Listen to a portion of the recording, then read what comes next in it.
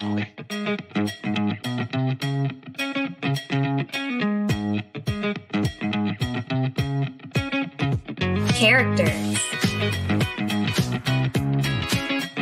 Who are they? What are they? Who will they become? So much goes into the creation of a character, their backstory, culture, beliefs, image, eye color, description, personalities, and so much more. As readers, we only get a glimpse of what truly goes into each character. So grab a beverage and get comfortable as we explore this episode's character in depth with your host, Madilynn Dale.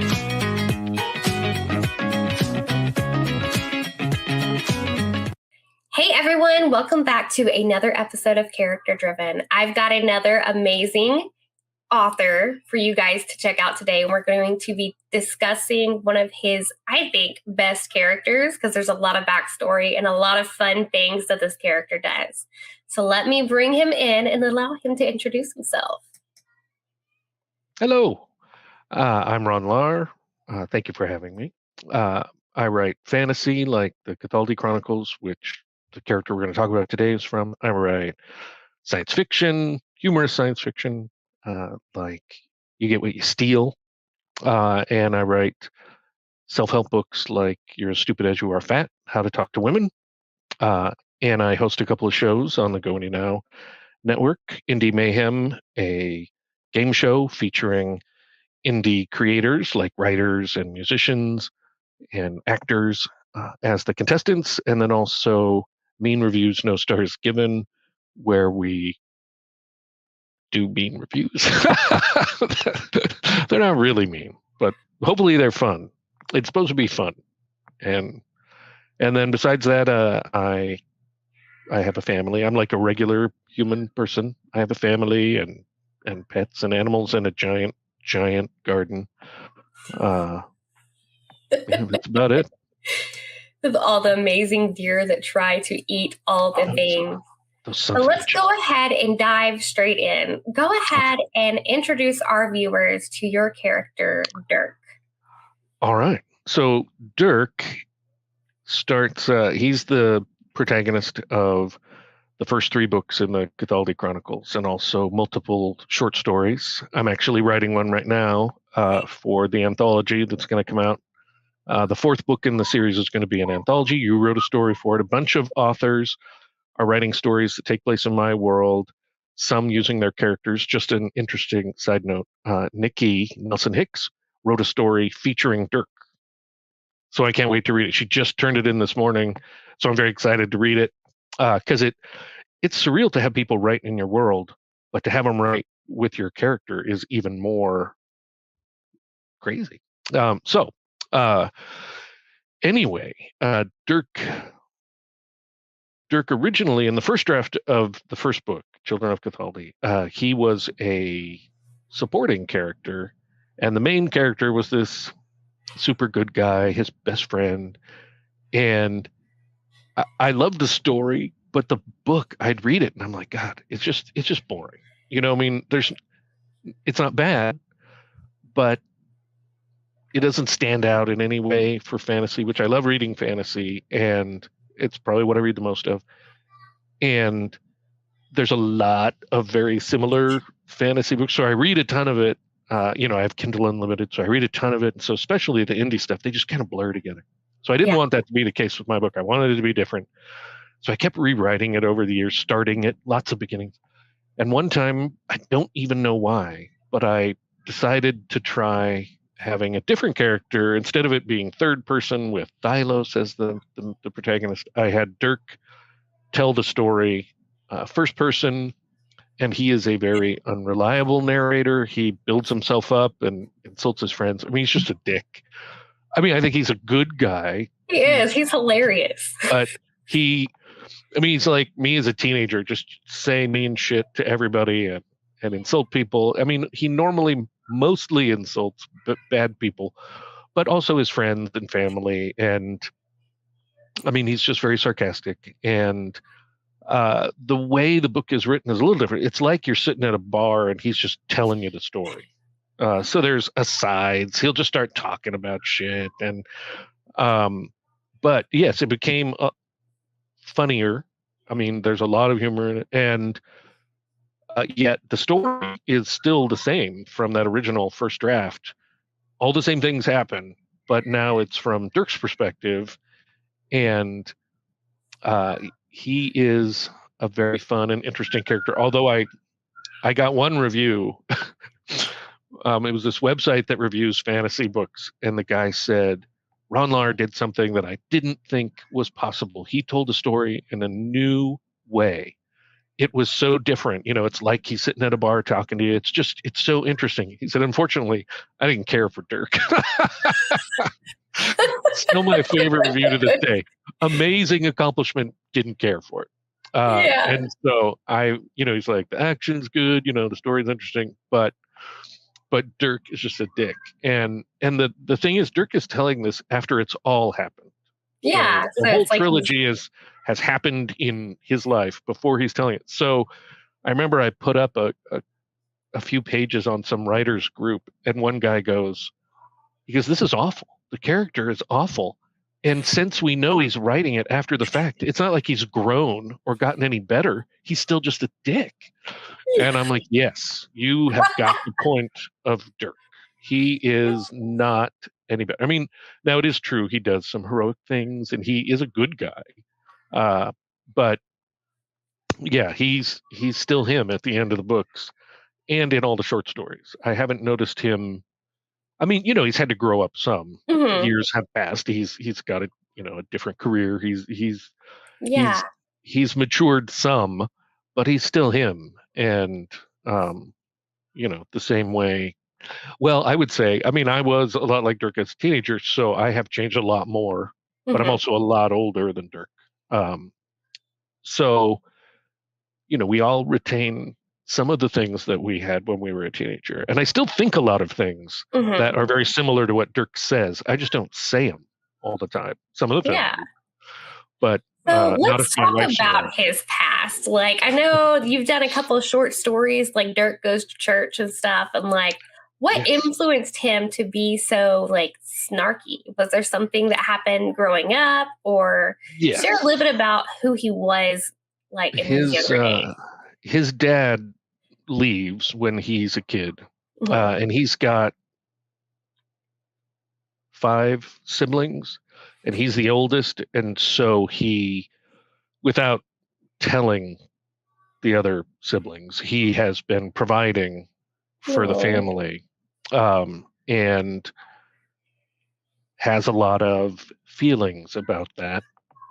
So he's done good work helping his mom and his siblings, but he can't stand to be around them because his mom has been telling him the money comes from their dad, and he had to go away to work. Yeah. So the other kids all think the dad is great, and he thinks the dad is a piece of crap. So he can't hardly be around his family, and lost out on some childhood freedom, I guess. And he's got a lot of bitter stuff, and he's not a giant guy, so he was just a smart ass as a kid. But I mean, I think that is a big deal. There's a lot of father issues through the whole trilogy, and we do in the first book we don't meet anybody from his family. In the second book we do meet all of them, and then one of his brothers, his youngest brother, becomes a fixture. He becomes a character that stays with him. So the short story I'm writing now, his brother's in it, which takes place after the trilogy, and he's like a detective in this. And I'm hoping to write books with that, because what appeals to me about it is it gives me a chance to go back to the characters I enjoyed in the first trilogy that he interacted with, and there's a reason for him to see them again, because he needs information from them or needs their help or whatever. And I think that will be fun. And I know I love historical mysteries, like on TV, like Father Brown Show, and there's another great one about this monk in the Middle Ages. Mhm. And so I like that stuff. So, I always end up writing stuff I would like to read. Nice. So I have to ask, what made you choose Dirk for his name? Well, what inspired that? A friend of mine came up with it. We originally, so, when I was a kid, I played Dungeons and Dragons, Advanced Dungeons and Dragons. And I was the dungeon master, so I created this world, and I spent years creating all this information about the world. I mean, all this world building took place, and at the end of it, I was like, well, I should do something with it. I love fantasy novels. I have this world I built. Why not do it? And both Thylos and Dirk were characters that this one friend of mine, he was a great guy, very creative. Mhm. He created them, and there's a bunch of them. I mean, there's multiple characters that I've used. Other people came up with the names. They're straight from D&D, even though I've changed them and used them in different ways. Some of the structure, the bare bones, are from those guys. And when the book was originally published, I reached out to some of them and I was like, hey, remember that? You created this character. Nice. And they were like, no, I don't remember, because it's been 20 years. And I was like, no. Oh, well, all right. That is too funny. There was a lot of drugs and drinking. And so, I get it that their memories aren't completely clear. I'm sure mine are not either. A lot can happen in 20 years, that's for sure. So with Dirk and his storytelling, the way he interacts with everybody, is there a scene that sticks out to you with him in your head that is your favorite? Ooh, probably. So they're on a quest. They're trying to get to a place where they can give information to people with more power and authority, so they can help resolve this situation. And so they're taking this main road between two cities, and they come to an inn, and this old lady is the innkeeper, and Dirk is not big. He doesn't really care about other people a lot. So instead of learning their names, he oftentimes just assigns a nickname to them. And her name was Old Sourface. And so, I had, how it is. You write, and then you move on, and you're working on the novel later. And I came back. I was doing editing after I'd written the first draft starring Dirk. And I go back and I start editing, and I get to that scene, and I had completely forgotten about it, because it's not a hugely important thing. I mean, there's some things that are revealed about some characters in their group that I like, but if it came out of the book, it wouldn't change things one way or another.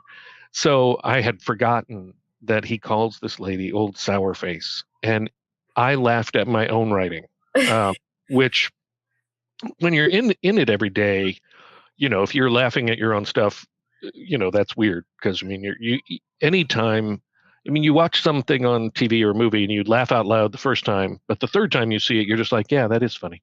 So to come back and re-experience it and laugh is nice. I mean, it's very rewarding. Yeah. I'm like, hey, that's great. Good job, me.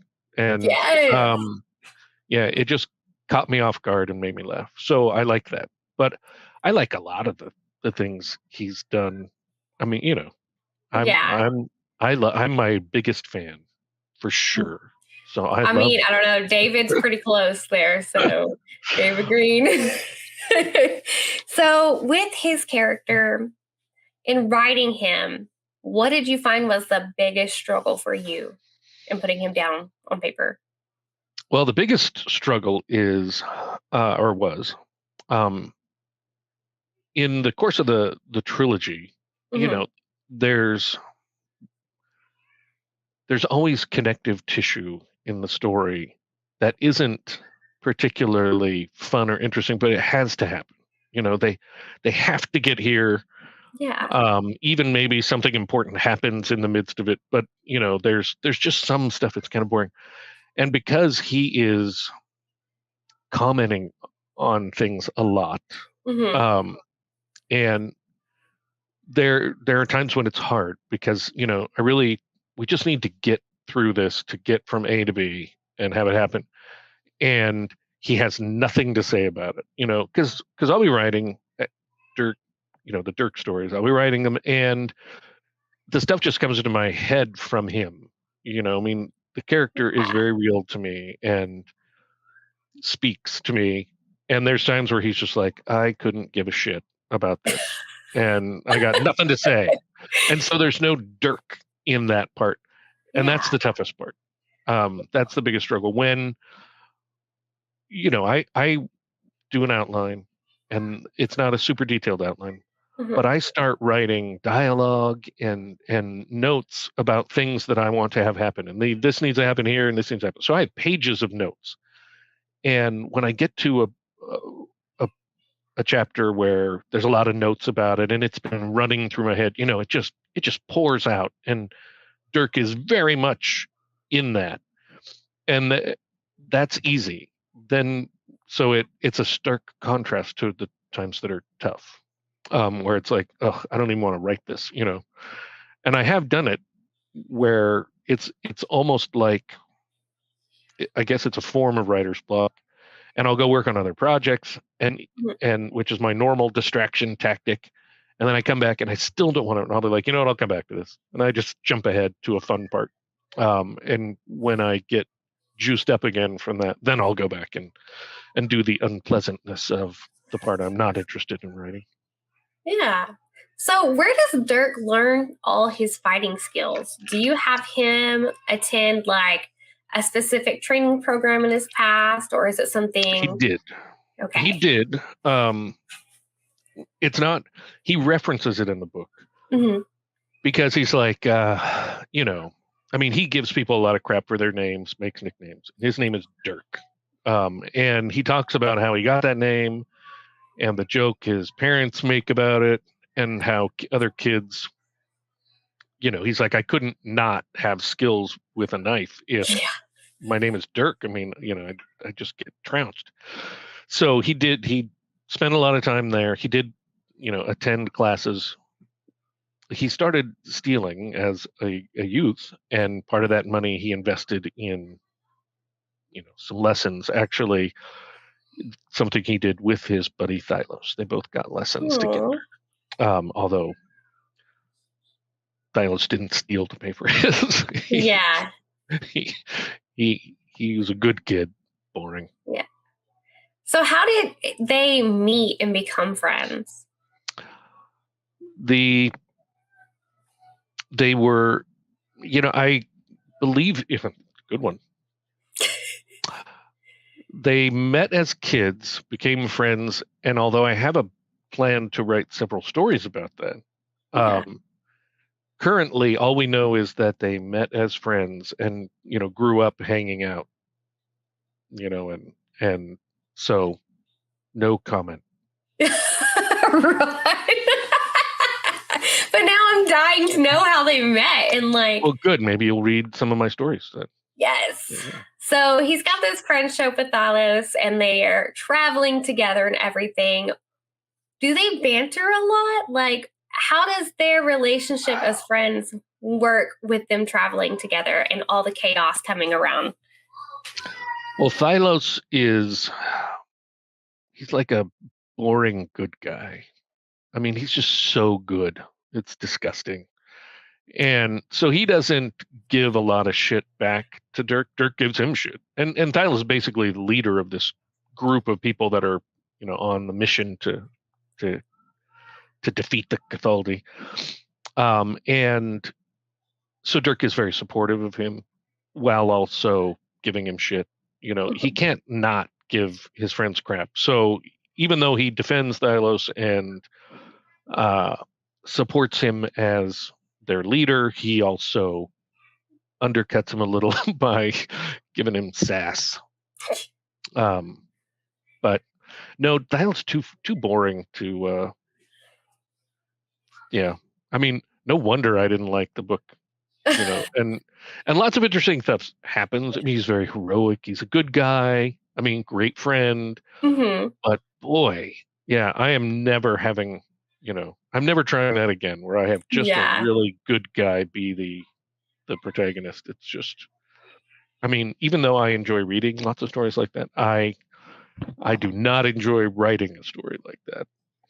And the funny Yeah. thing is, both Dirk from the Cathaldi books and uh, the three main characters in You Get What You Steal, the science fiction, they're all thieves. So Yeah, that apparently, is true. I love thieves, and um, I don't know what that means, about my personality. I don't. I mean, I'm not out stealing. I mean, I don't Yeah. steal from my own garden. It's like a unique like personality trait for them because thieves kind of have their own set of skills.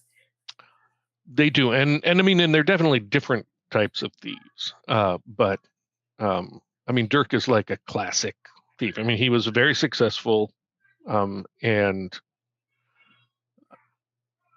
the guy, yeah, he's kind of a classic thief. But he does give it up Yeah. during the course just because of the world changing events that are happening. He has to focus on heroing and not Is stealing. heroing really what made him change his mind though? Like not anything specific?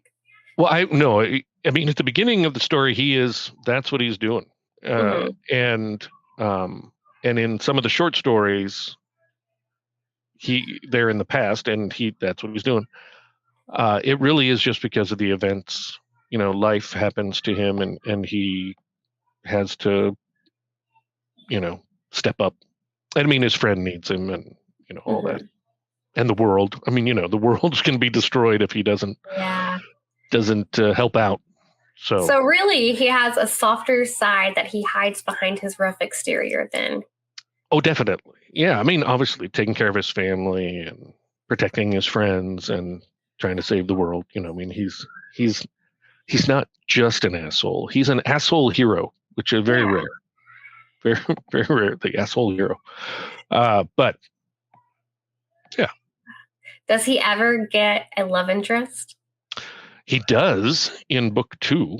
Ooh. He does in book 2. Yeah, of a serious relationship. Which is not, I mean, he is not, he doesn't treat women particularly well. Mhm. He uses women for, stuff, and Yeah. then doesn't, I mean, it's not that he's particularly sexist. There can be capable women fighters or whatever, but he's not interested in a relationship. He's just interested in having sex. Yeah. And while the book is not, X-rated in any way. He doesn't say nice things about women, Yeah. and but no, he does actually fall in love and gets engaged. Um, Aw. yeah, it's very nice Yay. up So until the bad stuff happens, and then oh it's not no. as nice. Yeah. And so far, he does not end up in another relationship after that. Ooh. But because I expect to write multiple other stories and novels featuring him. Mhm. Uh, I can't imagine it won't happen Yeah. at some point in the Getting future. his own little happy ending with the love. So that would be really awesome to see. I'd like it because I would like to think, eventually I will be happy Hmm. in real life. Although I have a lovely wife and I am very lucky in that regard. The rest of my life is, I mean, just like everybody else, Mhm. ever since COVID started, and then just Post COVID. life. Last 3 years have been rough. Well, the last 2 in particular have been. Yeah. So how does Dirk influence your life outside of writing? Well, I would say it definitely makes me aware of when I am saying something that Dirk would totally say. That when I'm acting like Dirk, before I just did what I did. Mhm. Now I do it and I'm like, oh, that was totally Dirk. And it makes me laugh. or smile Yeah. at least. And it also is a warning to me to tone it down or maybe shut up. Okay, I should stop drinking. I need to shut up. That kind of thing. I mean, my wife also serves that function for me. She's like, no, stop. That is too funny. Yeah, Dirk doesn't have as great of a support system for people stopping him from being himself. Nice. Well, we have reached the end of our time, so go ahead and share with our readers and viewers where they can find Dirk and all of your wonderful work. Well, thank you. All my stuff is on Amazon. I mean, you can go to my website, my really crappy website, that I'm working on, which means I make a small change, like I'm going to do a whole bunch of work, but I make a small change and then I publish it, so it doesn't make any sense. That's how my website works right now. But it does list the books. But really, you can just go to Amazon and search for me, Ron L. Lahr, and all my stuff will show up. And yeah, everybody should buy it. Yes, absolutely. Well, guys, thanks for watching. And remember, Ron, do you want to do the magic words? Sure. It's always time to go indie now. Yay!